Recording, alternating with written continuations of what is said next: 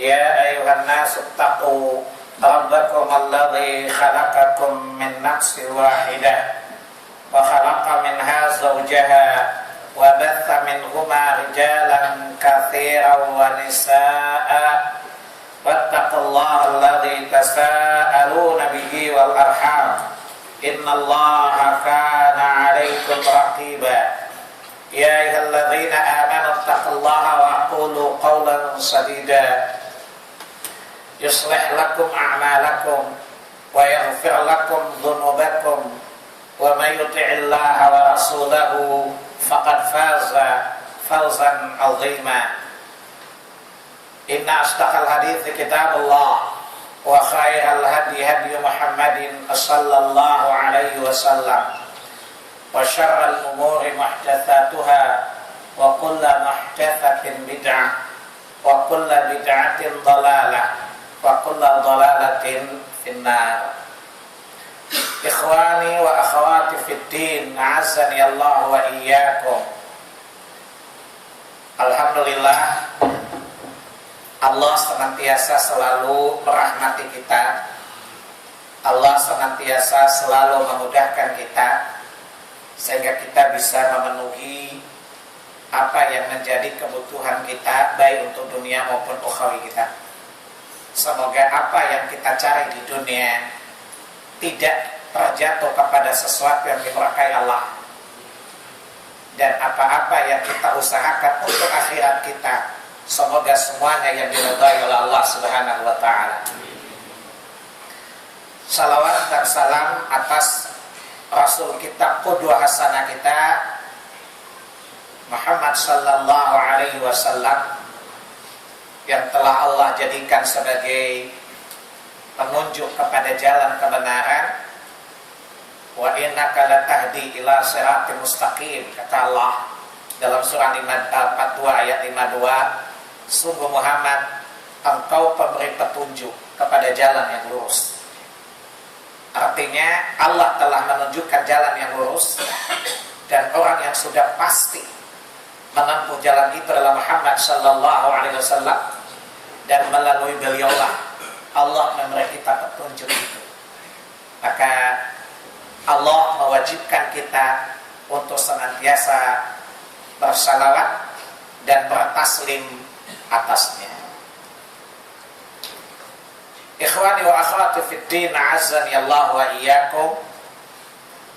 Kita masih pada seruan yang ke-8 ya, yaitu jauhilah hal-hal atau perkara-perkara yang membatalkan pahala sedekahmu dan juga membatalkan pahala dari amal-amal lainnya. Kita masih pada surat 2 Al-Baqarah ayat 264 dan 265. Redaksi ayatnya saya baca lagi. A'udzubillahi minasyaitonir rajim.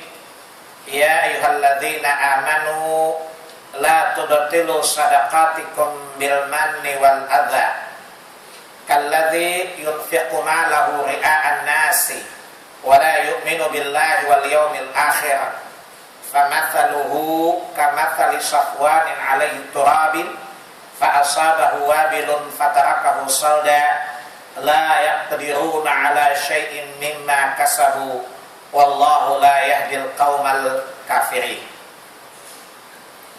Wahai orang-orang yang beriman, la tubtilu shadaqatikum, jangan kalian menghilangkan, membatalkan, menghapus pahala-pahala sedekah kalian bil manni, dengan menyebut-nyebut, mengungkit-ungkit pemberian kalian yang telah kalian berikan, wal adza, dan juga menyakiti, menyinggung ya orang, perasaan orang yang diberi sedekah itu. Kalladzi yunfiqu malahu ria'an nasi wa la yu'minu billahi wal yawmil akhir.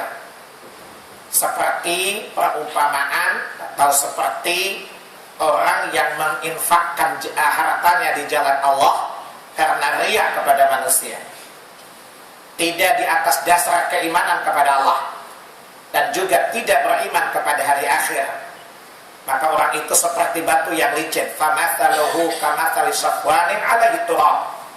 Maka orang itu seperti batu yang licin, amalnya itu seperti debu, perbuatan-perbuatan tadi seperti hujan lebat, di mana Anda bisa bayangkan kata Allah, apabila hujan lebat menimpa debu di atas batu licin itu, pasti tidak ada sama sekali, ya, tidak ada bekasnya sama sekali. Allah katakan la yaqdiruna ala syai'in mimma kasabu.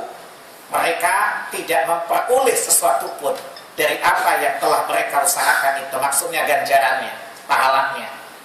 Wallahu la yahdil qaumal kafirin. Dan Allah tidak memberi petunjuk kepada orang-orang yang kafir. Ikhwan wa akhwat rahimani wa rahimakumullah. Saya langsung saja. Pertama, pelajaran yang kita ambil dari kalimat la tubtilu shadaqatikum. Satu, Allah itu lebih cinta kepada hamba daripada hamba itu terhadap dirinya sendiri. Kenapa? Anda beramal itu kan tidak menguntungkan Allah loh. Anda beramal itu kan untuk diri antum sendiri kebaikannya kan. Tetapi Allah memperhatikan agar amal yang kamu lakukan itu tidak sia-sia. Berarti Allah lebih sayang dong kepada kita. Bayangkan kalau Anda nyumbang ke partai politik, mau legal ke ilegal ke sabodo yang mau berpikirin gitu ya. Yang penting kan pemilu gue bisa dapat dana dong. Tidak dengan Allah Subhanahu wa ta'ala. Bukankah berkali-kali Allah katakan, misalnya surat 17 ayat 7, in ahsantum ahsantum li anfusikum wa in asa'tum falaha. Jika kamu berbuat kebaikan, pahala untuk dirimu sendiri. Dan jika kamu berbuat kejahatan, maka dosanya akan ditimpakan untuk dirimu sendiri. Allah nggak diuntungkan, orang lain pun nggak diuntungkan, apalagi Allah Subhanahu wa ta'ala. Allah ulang lagi di ayat yang surat yang sama, ayat 15, man ihtada fa innama yahtadi li nafsihi wa man dhalla fa innama yadhillu 'alaiha ala taziru waziratan wizra ukhra wa ma kunna mu'adzibina hatta nab'atsa rasula. Barang siapa mengikuti kebaikan, petunjuk, maka dia memperoleh kebaikan untuk dirinya sendiri. Barang siapa yang memilih kesesatan, maka madarat, bahaya akan ditimpakan untuk dirinya sendiri pula. Engkau tidak dimintai pertanggungjawaban atas dosa orang lain. Dan suatu kaum tidak diazab oleh Allah Tabaraka wa ta'ala, melainkan Allah mengutus kepada mereka seorang rasul terlebih dahulu. Di surat 41, surat Fussilat ayat 46, redaksinya sebagian besarnya sama dengan surat 45, surat Al-Jathiyah ayat 15. Awal redaksinya sama, tapi saya bacakan redaksi yang ada pada surat 41 Fussilat ayat 46. In ahsantum ahsantum li anfusikum wa in asa'tum falaha. Maaf, man amila shalihan falinafsihi. Saya ulangi, redaksi yang ada pada surat 41 tadi, man amila shalihan falinafsihi wa man asa'a fa'alaiha wa ma rabbuka bidhallamin lil 'abid. Barang siapa berbuat kebaikan, maka pahala dari kebaikan itu untuk dirinya sendiri. Dan barang siapa berbuat kejahatan, maka ganjaran dosa dari kejahatan itu untuk dirinya sendiri. Dan Rabbmu sekali-kali tidak menzalimi hamba-hambanya. Lihat surah 53 An-Najm. Surah 53 surat An-Najm ayat 38-39. Kata Allah, ala taziru waziratan wizra ukhra wa alaysa lil insani illa ma sa'a. Kata Allah, kamu tidak dimintai pertanggungjawaban atas dosa orang lain, karena tiap-tiap orang bertanggung jawab atas dosanya sendiri. Lalu Allah bilang, dan tiap-tiap orang diberi ganjaran sesuai dengan apa yang dia usahakan. Ayat-ayat tadi menerangkan, ayat-ayat tadi menjelaskan bahwa kebaikan yang kita lakukan, seluruh ganjarannya kembali kepada kita. Dan Allah sama sekali tidak mengurangi pahala-pahala kita. Di surat 4 An-Nisa ayat 124, Allah Azza wa Jalla berfirman, Wa may ya'mal minas salihati min dzakarin aw untha wa huwa mu'minun fa ulaika yadkhulunal jannata wa la yudhlamuna naqira. Barang siapa yang beramal salih, laki-laki atau perempuan, dan dia dalam keadaan beriman, maka mereka akan dimasukkan ke dalam surga, dan Allah sekali-kali tidak mengurangi pahala-pahala mereka. Tapi perhatikan ayat ini yang sedang kita bahas, surat 2 Al-Baqarah ayat 264 ini. Allah setelah menyuruh kita membersihkan harta-harta kita dengan infak, Allah mewanti-wanti kita agar kita menjaga. Jadi sebelum beramal, kita diingatkan Allah untuk berhati-hati. Jangan sampai apa-apa yang kita sedekahkan itu menjadi sia-sia di sisi Allah.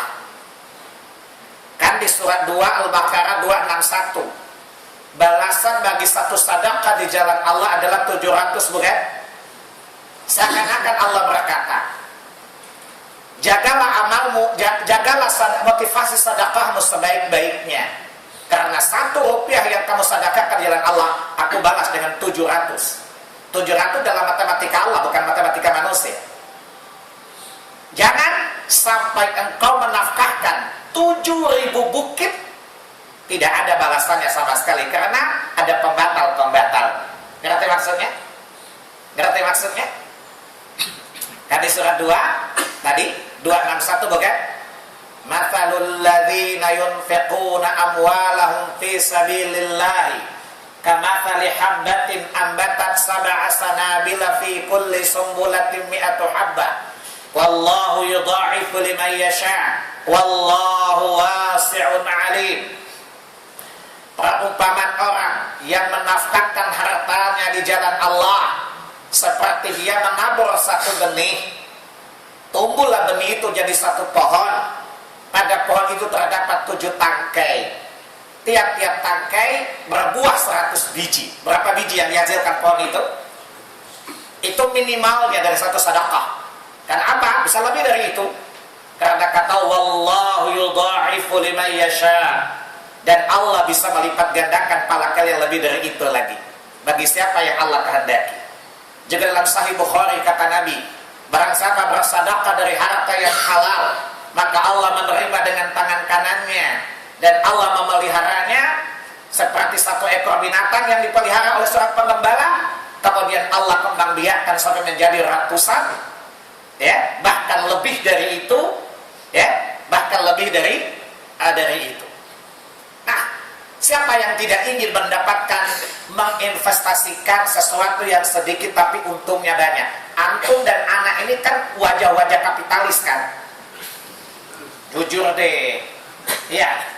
Kalau bisa nanam sedikit dapat banyak kan? Makanya di mana-mana ketipu kan? Iya.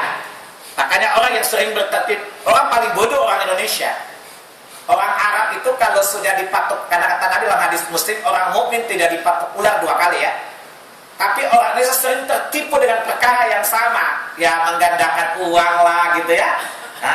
Investasi yang anak sekali nanam dapat tiap bulan, sering jadi korban, masih terjatuh dalam hal yang sama ya. Itu menunjukkan antum ini memang kapitalis memang. Artinya bahwa sudah menjadi tabiat manusia, dia ingin menanamkan saham yang kecil tapi mendapatkan keuntungan sebesar-besarnya ya. Demi Allah kamu tidak dapatkan itu, kecuali engkau bermuamalah dengan Allah Tabaraka wa Ta'ala. Betul? Engkau tidak dapatkan itu sesungguhnya, kecuali engkau bermuamalah dengan Allah Subhanahu wa Ta'ala. Ya tadi Allah bilang, kamu nanam satu saja, saya berikan ganjaran berapa? 700 atau lebih bagi siapa yang saya kehendaki. Tadi saya bilang, kalau saya nawarkan Anda saham, Anda nanam 100.000 saja, tiap bulan saya kasih 700.000, mau nggak? Dasar matre loh. Jangan marah ya. Ini sekedar membandingkan yang rendah dengan yang tinggi di sisi Allah ya. Sehingga seorang mukmin hendaklah yakin kepada apa yang ada di sisi Allah ya, dan tertarik dengannya daripada dia tertarik dengan apa yang ada di sisi manusia. Jadi sehingga begitu besar ganjaran yang Allah berikan, maka Allah tidak ingin apa yang Anda investasikan, Allah tidak ingin apa yang telah Anda infakkan itu menjadi debu saja. Ya, Allah tidak inginkan apa yang Anda infakkan itu hilang lenyap seperti hujan lebat yang menerpa debu-debu tadi. Maka Allah mengingatkan kita agar setiap mukmin yang hendak beramal, dia perhatikan, jangan sampai amalnya itu sia-sia. Lihat, ya, amal itu jangan sampai menjadi sia-sia di sisi Allah Subhanahu wa taala. Ya, coba lihat surat 18. Ya, surat 18 ayat 103 dan seterusnya. Ya. Qul hal nunabbi'ukum bil akhsarina a'mala, kata Allah. Ya. Maukah, ya? Kata Allah, qul hal nunabbi'ukum bil akhsarina a'mala alladzina dhalla sa'u fil hayatid dunya hum yahsabuna annahum yuhsinuna sun'a. Katakanlah Muhammad, mau nggak aku kabarkan kepada kalian orang yang sia-sia amalnya, yang dia mengira dia telah berbuat sebaik-baiknya di dunia, tapi ternyata amalnya sia-sia. Salah satu ayat ini, ya. Ngerti? Ngerti nggak? Jadi Allah mengkabarkan kepada kita agar selalu waspada, ya, agar jangan sampai amal-amal kita itu menjadi sia-sia. Itu pelajaran yang pertama. Pelajaran yang kedua dari itu la tubtilu shadaqatikum, agar setiap hamba, setiap orang beriman, apabila dia beramal, hendaklah dia perhatikan 3 pertanyaan. 1, sudahkah perbuatan yang saya lakukan ini diridhoi oleh Allah? Yang kedua, sudahkah tujuan saya beribadah mencari keridhaan Allah? Yang ketiga, sudahkah saya lakukan perbuatan ini dengan hati yang ridha? Ngerti nggak maksudnya? Dihafal nggak teorinya tadi? Hafal? Belum? Memang kita ini kalau urusan agama lemot, ya. Kalau urusan dunia biasa cepat nyantol, ya. Jadi kalau kita mau beramal, bajukan 3 pertanyaan tadi. Pertama, sudahkah saya beramal sesuai dengan amal? Sudahkah? Apakah amalan saya ini diridhai Allah enggak? Artinya jangan ada beramal kecuali sesuatu yang disyariatkan, ya. Karena kata Nabi, man amila amalan laisa alaihi amruna fahuwa raddun. Siapa beramal dengan amalan yang tidak kami perintahkan kan ditolak. Artinya Allah tidak ridha seseorang beribadah dengan satu ibadah yang tidak dia syariatkan. Di surat 42. Surat berapa? 42 ayat 21. Kata Allah, am lahum syuraka'u syara'u lahum minad dini ma lam ya'zan bihillah. Apakah mereka punya sekutu-sekutu selain Allah yang mensyariatkan kepada mereka aturan-aturan agama yang tidak Allah izinkan? Artinya kita tidak boleh beragama, tidak boleh mengamalkan satu amalan sampai jelas nasnya, bukan? Sampai jelas dalilnya, bukan? Karena kita tidak tahu sesuatu dibenci atau diridhai Allah sampai Allah memerintahkan tanda Allah meridhoinya, dan sesuatu dibenci Allah dengan dilarangnya perbuatan itu. Dan kita tidak tahu Allah ridha sampai Allah mensyariatkannya, bukan? Paham anak-anak? Jawabnya ya cikgu gitu. Kayak Ipin dan Upin. Jelas, ya? Nah, jadi setiap amalan yang kita kerjakan, pertanyaan pertama, Allah ridha nggak di perbuatan? Sebab tadi Allah bilang, boleh jadi kamu anggap baik, belum tentu Allah baik, kan? Apa kata Allah? Asa an takrahu syai'an wa huwa khairul lakum, wa asa an tuhibbu syai'an wa huwa syarrul lakum, wallahu ya'lamu wa antum la ta'lamun. Surah 2 Al-Baqarah ayat 216. Boleh jadi apa yang kamu tidak suka itu baik bagimu, dan boleh jadi apa yang kamu anggap baik dan kamu suka itu tidak baik untukmu. Karena Allah lah yang tahu dan kamu tidak tahu. Artinya kita tidak boleh bersangka baik pada diri sendiri dalam beramal, bukan? Kan baik baik, apa salahnya sih? Ya nggak bisa dong. Kan Allah bilang boleh jadi yang kamu tidak suka itu tidak baik, dan boleh jadi yang kamu suka tidak baik. Karena yang tahu kebaikan siapa? Allah. Jelas? Yang kedua, sudahkah saya beramal karena mencari keridhaan Allah? Biar amalan itu Allah ridai, amalan itu Allah syariatkan. Kalau Anda sendiri tidak mencari keridhaan Allah, kira-kira diterima nggak amalan itu? Kan total ibadah kita harus ditujukan untuk Allah, bukan? Pertama, qul inna salati wa nusuki wa mahyaya wa mamati lillahi rabbil alamin la syarika lahu wa bidzalika umirtu ana awwalul muslimin. Total ibadah kita harus ditujukan kepada Allah dalam rangka iyyaka na'budu. Kepada Allah kita beribadah. Kepada Allah tujuan seluruh ibadah itu tidak boleh kita duakan Allah dalam peribadahan. Ya. Kalau tadi surat 6 ayat 162 63 juga Allah jelaskan di dalam surat 39 ayat 2. Apa kata Allah? Inna lillahi mukhlisina ad-dinul khalis. Sesungguhnya kepunyaan Allah lah agama yang dibangun di atasnya keikhlasan. Di surat 98, surat Al-Bayyinah ayat 5. Wa ma umiru illa liya'budullaha mukhlishina lahud-din hunafa'a wa yuqimus salata wa yu'tuz zakata wa dzalika dinul qayyimah. Tidak boleh kita beribadah kecuali mengharapkan keridhaan Allah tabaraka wa ta'ala. Kita tidak boleh beribadah kecuali semata-mata mengharapkan pahala dari sisi Allah subhanahu wa ta'ala. Ini pertanyaan yang paling krusial. Kalau tahap pertama sudah terlewati, terjawab, insya Allah clear. Pertanyaan yang kedua, dan biasanya kita gugur di etap yang kedua, ya. Betul ya? Biasa di awal-awal ikhlas, begitu dipuji kembang-kempis dadanya. Ya. Kemudian di surat 2 Al-Baqarah tadi ayat 265 apa? Alladzina yunfiquna amwalahum ibtigha'a mardatillah. Ya. Adapun orang-orang yang beribadah atau bersedekah, berinfak semata-mata mencari keridhaan Allah. Maka seorang hamba ketika beribadah secara umum, bersedekah secara khusus, maka yang perlu dia perhatikan, sudahkah wajah Allah yang dia cari atau dia cari muka kepada manusia? Kalau kepada manusia dia cari muka, ya.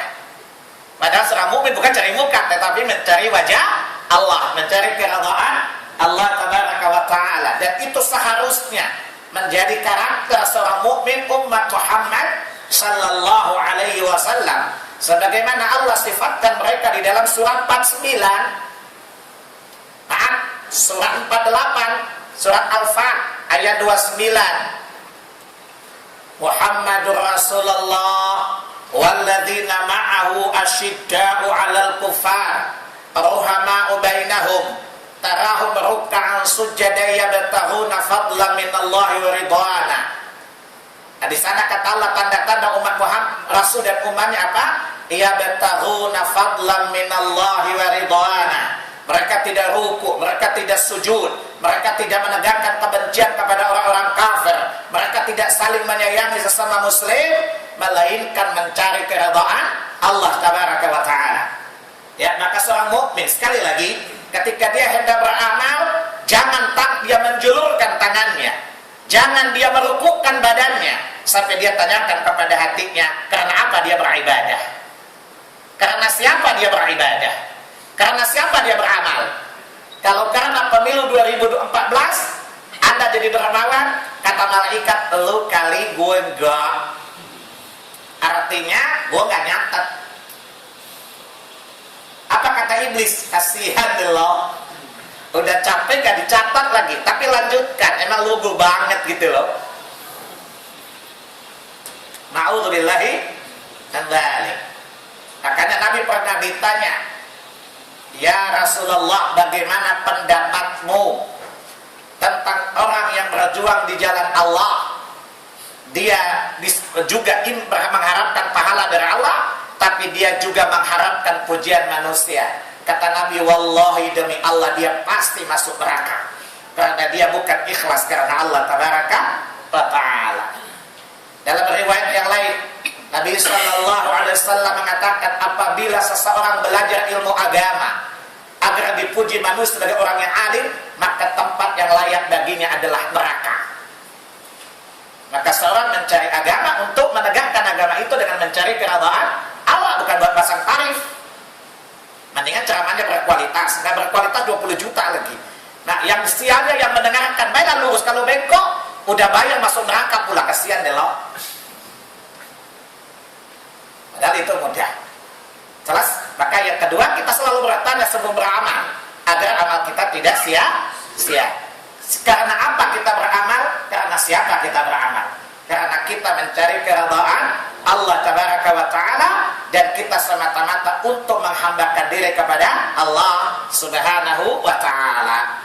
Yang ketiga, kita kerjakan dengan hati yang ridha apa tidak? Nah, karena tadi Anda mengungkit-ungkit, berarti tandanya Anda nggak ridha dong.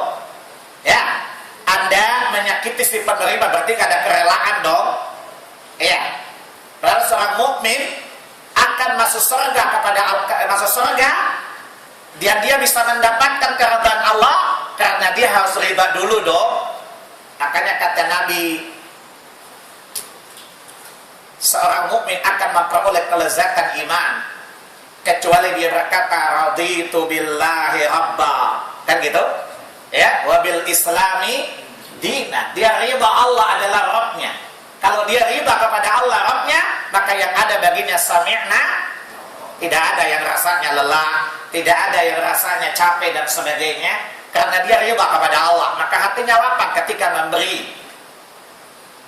Dia ridha kepada din Allah Tabaraka wa Ta'ala sebagai dinnya, sebagai tuntunan hidupnya. Maka apapun yang diperintahkan oleh agama, dia tidak merasa keberatan sedikit pun di hatinya. Dia ridha kepada, dia ridha dengan apa yang diputuskannya. Yang ketiga, dia ridha Rasul sebagai nabinya. Maka kalau Nabi memerintahkan apa saja, dia istislam.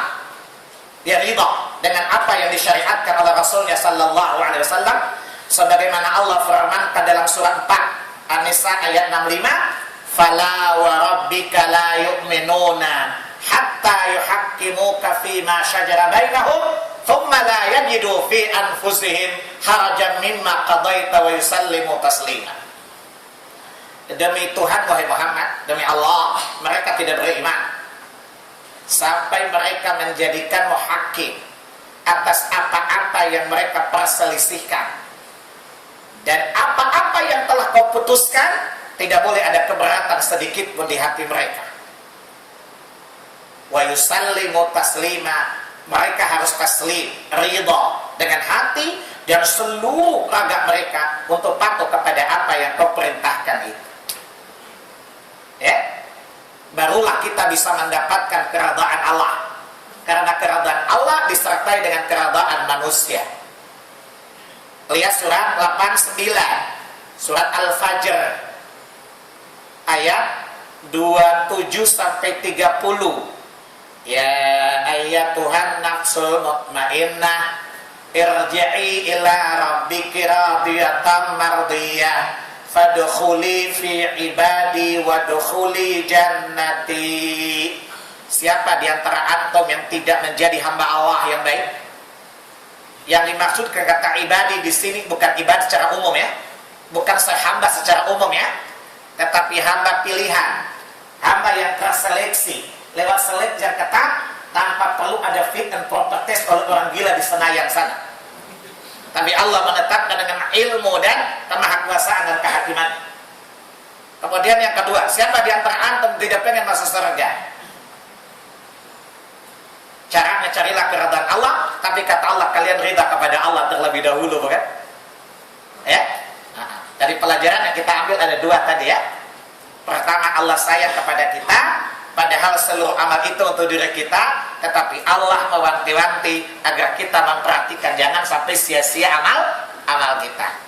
Ya, ibu kalau orang jalan, ibu bapak ingatkan hati-hati jangan sampai jatuh, tanda sayang, bukan? Allah lebih sayang kepada kita daripada ibu kita terhadap kita sendiri. Yang kedua, ketika Allah mengatakan la tubtilu shadaqatikum, jangan sampai sedekah kalian sia-sia. Itu berarti Allah menyuruh kita agar sebelum beramal kita memperhatikan pertama tujuan amal kita itu konstitusional apa enggak. Jelas? Yang kedua, hati kita itu tertuju untuk Allah apa tidak. Kemudian yang ketiga, kita lakukan dengan keredaan apa tidak. Sebab dengan keredaan orang boleh ikhlas, belum tentu ridha loh. Contoh, ada orang ibadahnya ikhlas, tapi kalau disuruh sholat lama-lama dia gak mau juga kan? Ya, insya Allah sholat kita mungkin ikhlas. Ya, tapi misalnya kalau sholat tarawih, Ustaz jangan lama-lama dong sholatnya. Baca ayat kalau bisa kul aja deh. Dia tidak riba kalau ibadah kepada Rabbnya berlama-lama. Ya, tapi dia riba kalau dia nonton bola berlama-lama. Ini kelihatan antum tukang nonton bola kan? Kalau dikasih tahu alangkah indahnya kalau akhir malam antum itu datang bermunajat kepada Allah tabaraka wa taala ya. Karena 6 kali Allah sebutkan tanda-tanda orang bertakwa itu adalah yang selalu bermunajat kepada Rabbnya di akhir malam. Pasti jawabnya apa? Aduh, saya paling susah bangun malam. Tapi kalau pas jam bola itu dia bisa bangun, heran saya. Saya heran sekali. Ini rupanya iblis and the gang ini.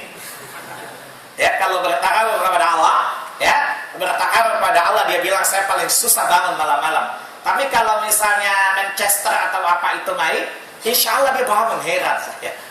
Ya, bahkan bininya diancam lagi, nggak bangun gue cerai loh. Ini lagi bahlul teman. Waliya'udzubillah ya, kita berlindung kepada Allah. Ada pertanyaan nggak? Udah pelajaran dari kalimat la tubtilu sadaqatikum ya. 2 pelajaran cukup ya. Bisa dipahami? Kalau nggak paham terlalu itu. Baik, ada pertanyaan nggak?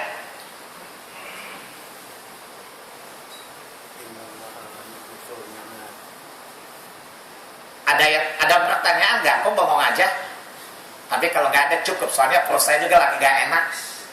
Ya, baik. Saya kira sampai di situ dulu pelajaran dari penggalan ayat la tubtilu sadaqatikum. Jangan kalian membatalkan pahala-pahala sedekah kalian.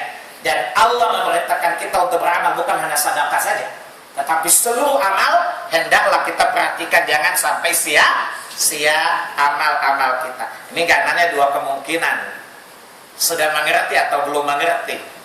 Yang tahu hanya Allah dan antum ya.